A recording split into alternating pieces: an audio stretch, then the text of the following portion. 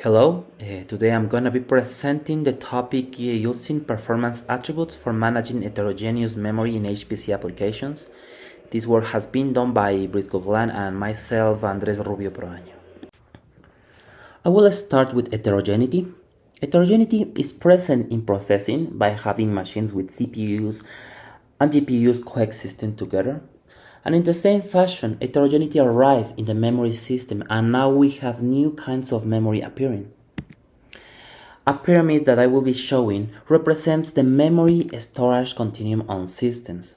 In principle, the basic memory storage set is composed by a storage device, DRAM normally, and CPU that comes with the registers.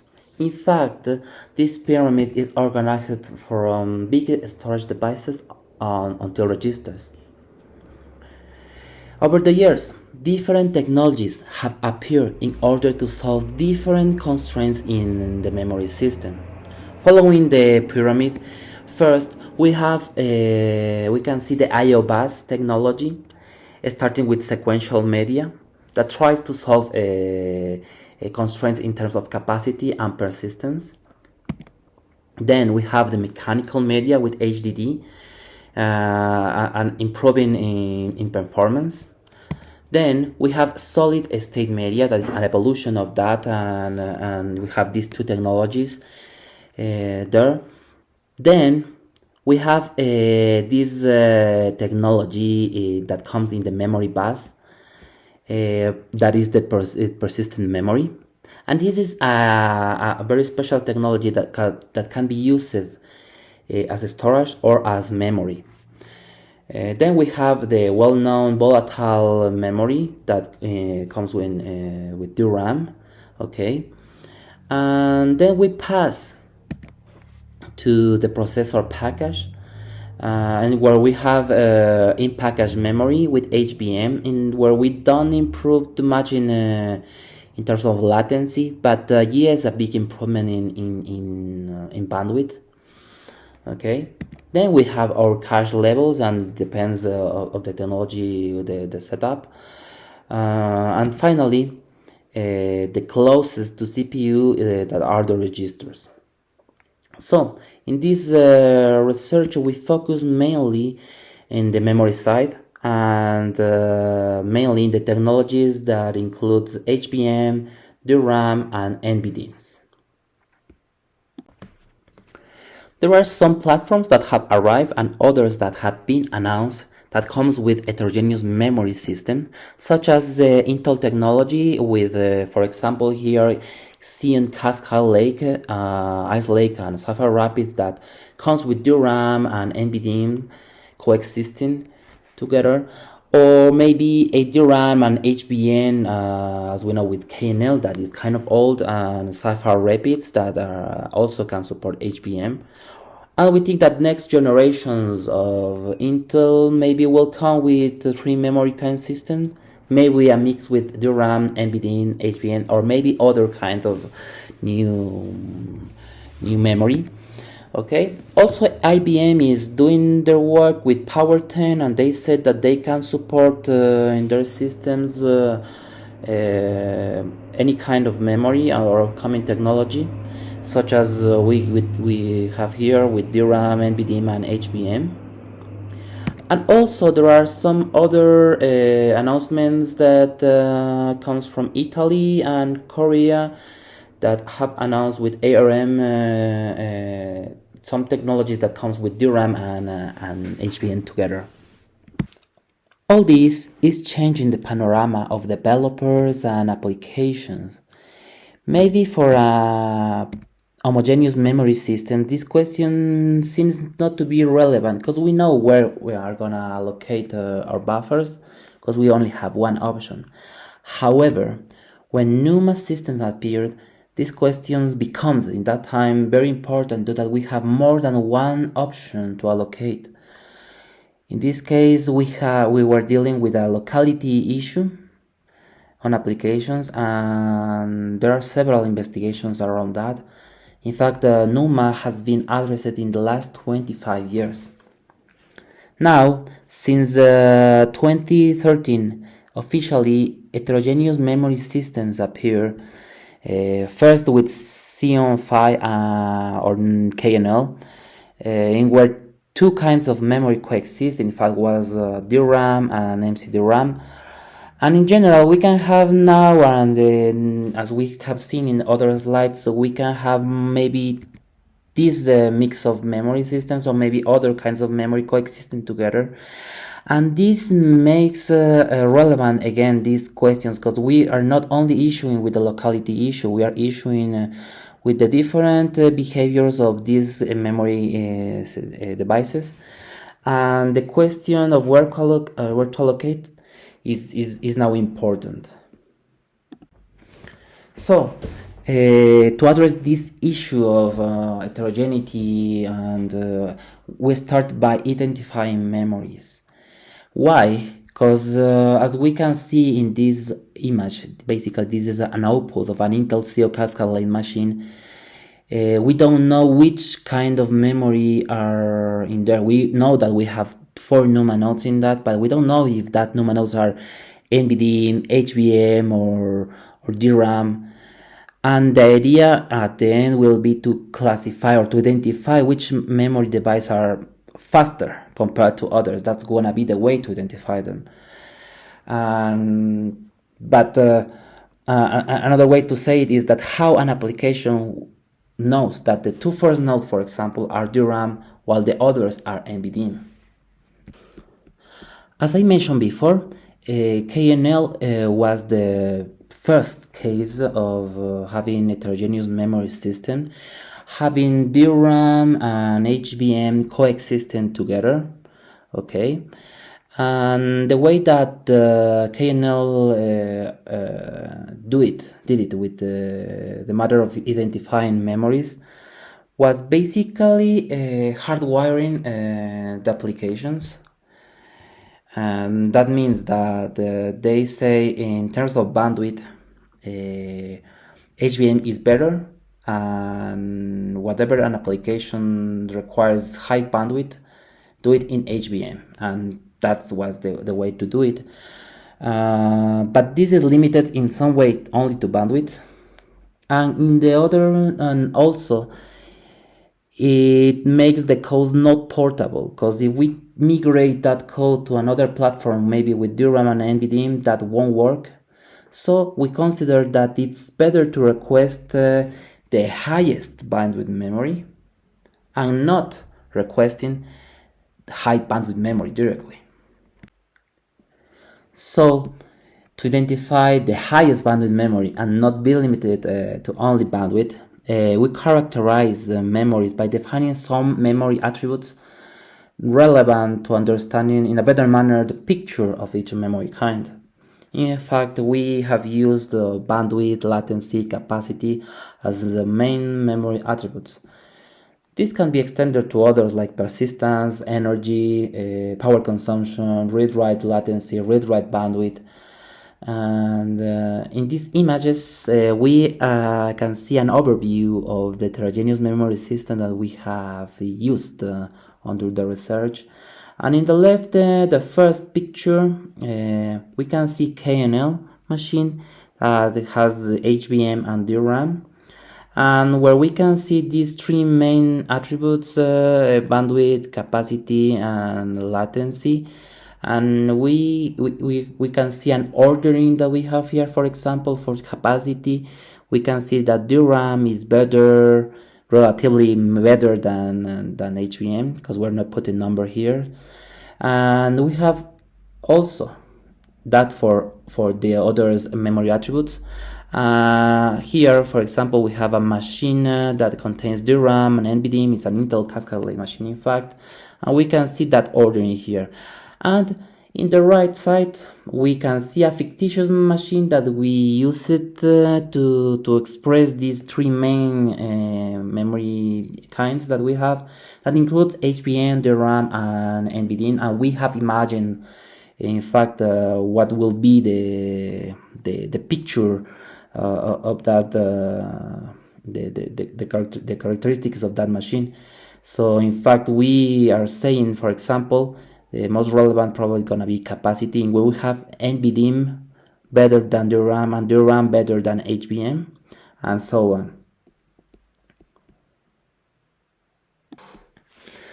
Once we know how to differentiate the memory kinds expressed in terms of memory attributes, we have extended an API inside HWLog with functions to manipulate these attributes. Within this extension, we are able to get, for example, an array of memory targets that are local to a given initiator, and an initiator is basically a CPU. However, the main difference is that an initiator can have more than one kind of memory local. Thing that the standard NUMA model does not do it. Also, we can get the best memory target with this, giving an initiator an attribute. So in fact, we can have here, for example, CPU 0, and we can have here bandwidth, and we will, for example, if we have KNL machine, we will retrieve for sure HBM. Another thing that we can do is to get the value of an attribute, and this is relevant because the task of obtaining the value of the attribute was not so easy as we can think. Okay, and I will be explaining that later. And finally, we add the possibility to add custom memory attributes. Maybe we wonder to have a special metric to a stream triad kernel, and we can add it here. As I mentioned before, one main issue we encountered was to identify the attribute values. We have our application, we have our memory targets and attributes by our API extension, but we wanted to have the performance information that fits this API, and we identify two ways to do it. So the first one is with hardware ACPI HMAT, ACPI tables that are basically the tables that describes hardware. An HMAT table is designed specifically to show this kind of information. What information? Memory attributes. The issue here is that recently vendors are implementing this table inside their products, and for the moment this alternative, well, is not reliable. Okay, for that reason there is a second option, that is benchmarking. So I will describe a little bit what is in the first hardware ACPI and then benchmarking. Discovering attributes with HMAT. So here we have the ls topo output that can retrieve information of HMAT, and here we can see with this option ls topo mem at rs, we can see some information about that. So we can retrieve the information, but as I said before, this information is not reliable, and vendors are implementing that table recently. So the second option, as I mentioned, is to compare performance. So to obtain attribute values with benchmarking, we basically use a benchmark related to the memory attribute we want to obtain information. In this case, I have used Stream Triad, okay, and I have used it in two platforms, and the one with NVDIMMs and DRAM, and the second one with DRAM and MC DRAM. This is a KNL, and we can retrieve information about bandwidth. Maybe we can have other benchmarks that retrieve information of bandwidth, but at the end probably we'll have different results on that, but the ordering will be the same. I mean, the values won't differ too much, and we will have a relative bandwidth between the different kinds of memory that give us this ordering I'm mentioning. So the work I have presented before, in fact, was useful to identify the memory kinds and characterize the memories. But we consider that HPC applications still don't know how to or where to allocate by using a heterogeneous memory system. So we have prepared an strategy framework that is in fact for developers' high productivity to afford the complexity of these heterogeneous memory systems. Okay, and we are not improving in performance, we are only doing it in the productivity of the application developer. And basically we want to give the same performance as manual tool applications but automatically. Okay, this framework I'm gonna be showing you takes into account the previous work we exposed. Yeah, I mentioned it by identifying the memory kinds.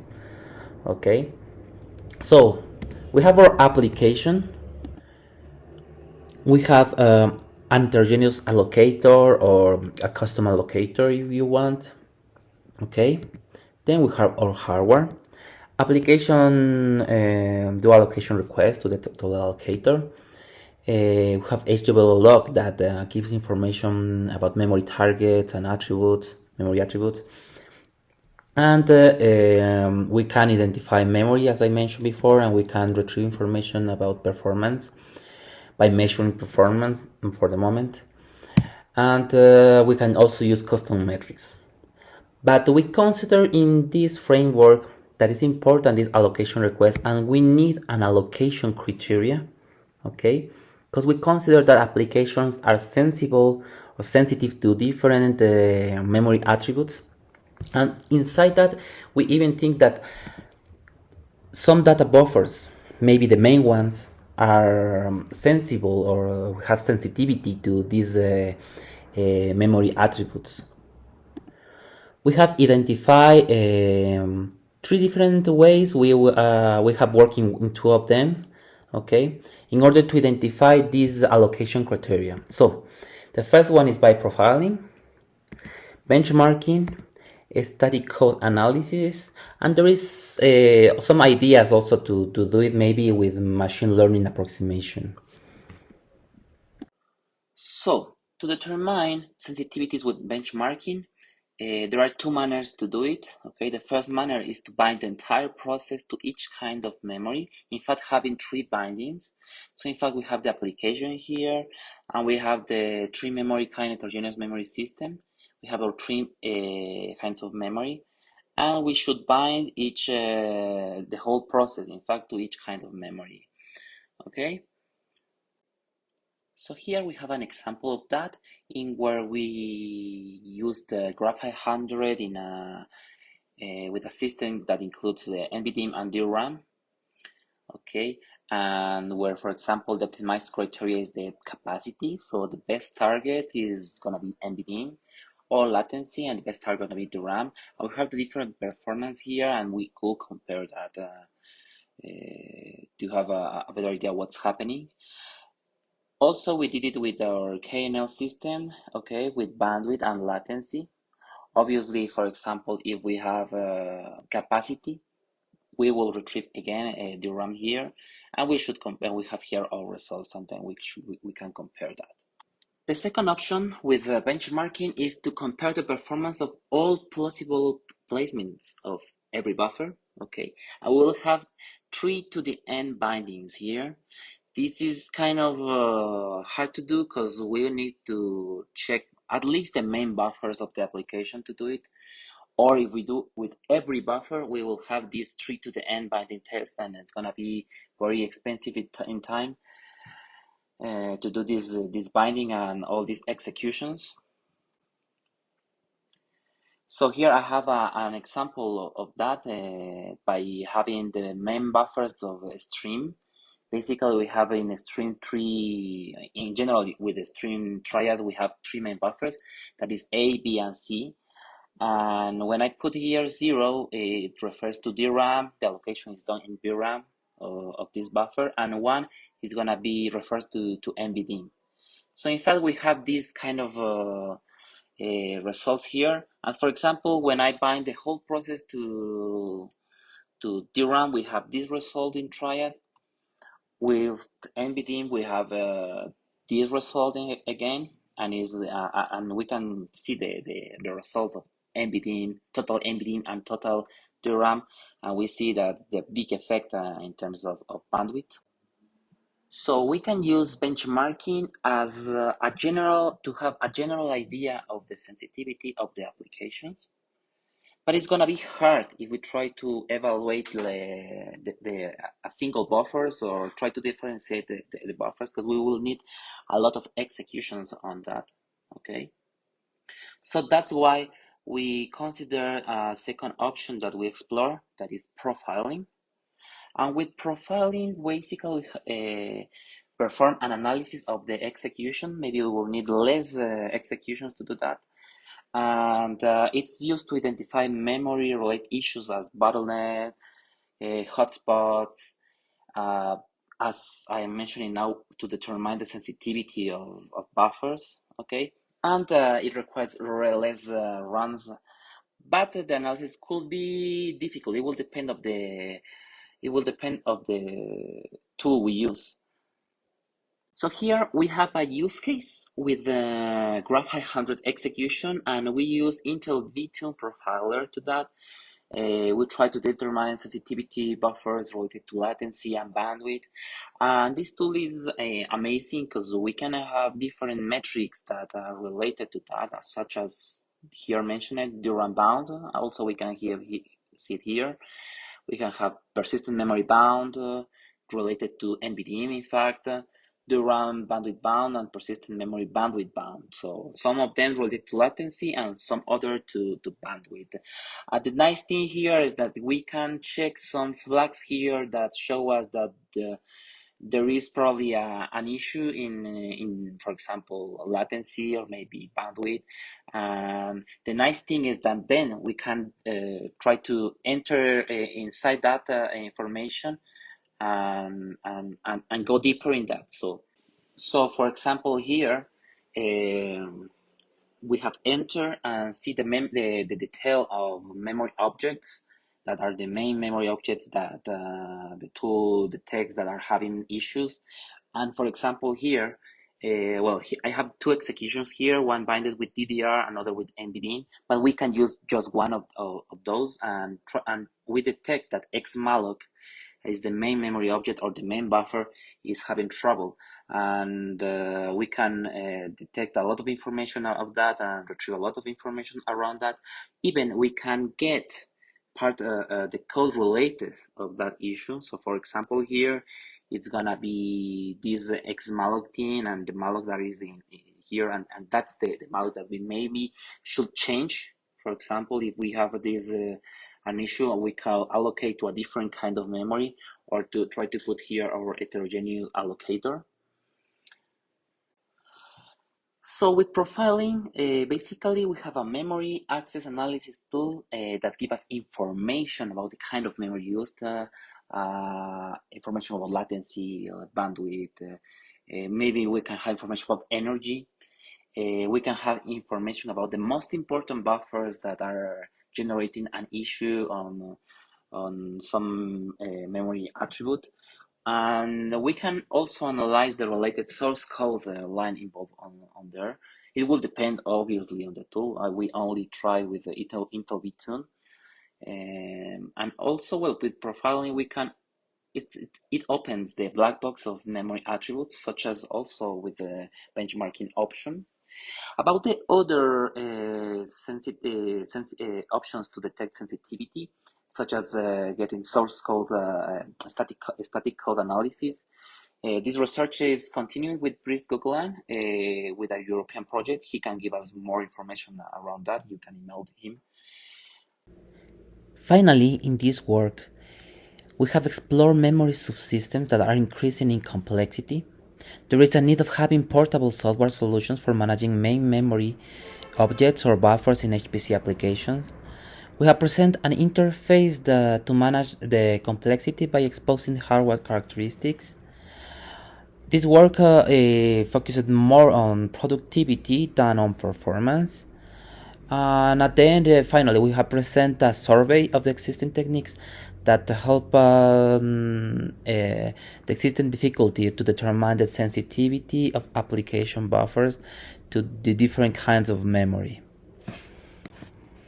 Thank you very much. If you have questions or you want to contact us, here you have our emails. Thank you very much.